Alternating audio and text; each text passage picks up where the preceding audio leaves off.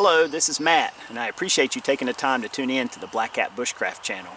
What I have here is a hickory maul that I carved last year in my camp. It's a very handy tool to have around your camp for driving stakes or batoning, also for driving wedges and things like that. And I wanted to attach a lanyard to it so I could hang it up on a tree limb or hang it from my tripod. And that way it'll be handy and up off the ground so I wouldn't lose it. And this is hickory wood and it's very dry, and so to use an awl to drive a hole through this so that I could attach a lanyard was definitely out of the question. So I wanted to come up with a quick method that I could use to attach securely a piece of bank line with a loop on it that I could use for that purpose. And so I came up with a quick method, and I wanted to share that with you today just in case this will help you in some way. Stick with me and I'll show you how this works. Alright, what I have here is just a piece of semi-green wood, and I'm not really using it for anything, but I'm just going to use it to demonstrate this technique. So all you're going to do with this is use a baco or any folding saw or whatever saw you have and create a kerf all the way around. And I'm going to start just kind of making a mark. Try to keep it even as much as I can.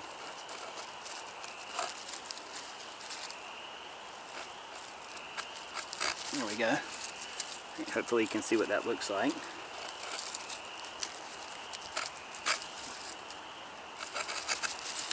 Right, so I've kind of scored the wood all the way around the diameter. And now all I'm going to do is cut in.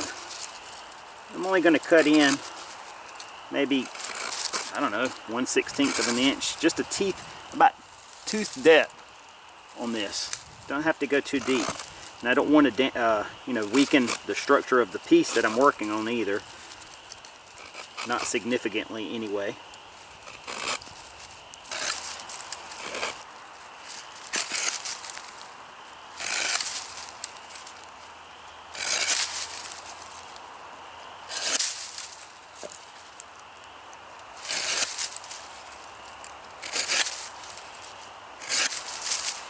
And that's it. I have my channel cut in really good, and that will perfectly accept that number 36 bank line.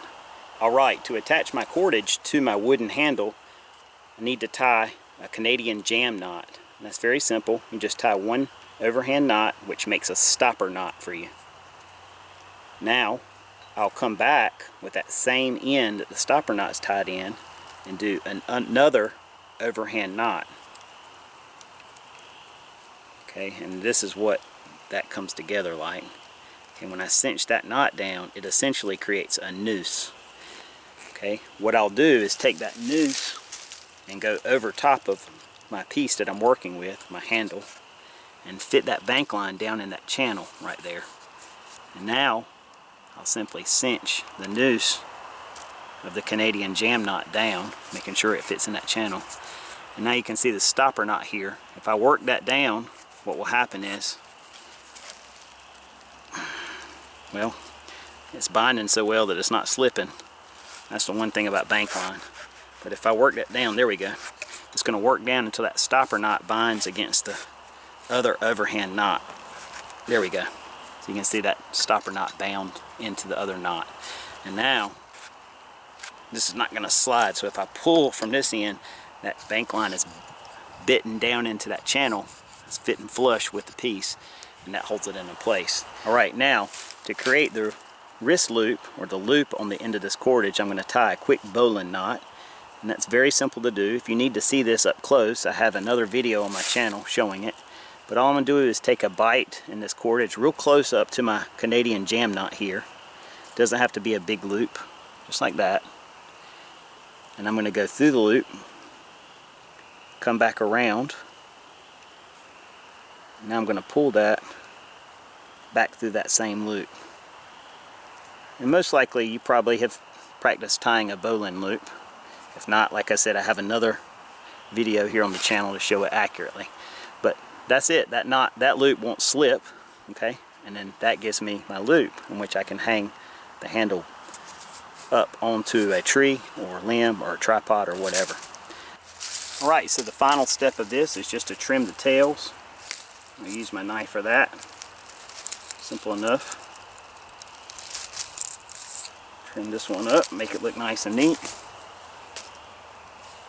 And there we have a nice sturdy lanyard loop. Okay, so a cool thing about this lanyard loop is once you create this, let's say over time your wooden tool breaks or decays, but the bank line is still good. It's simple enough to loosen up that Canadian jam knot. You can pull your lanyard off, and now I can use this on something else.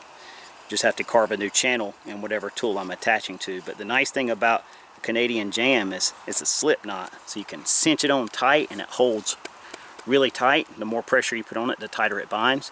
But when you want, you can just take this tag right here, pull it, it'll pop right back out of that channel, and you can reuse this over and over again. Alright, well I appreciate you guys taking this time to tune in for this quick look at how to attach a lanyard to your wooden tools.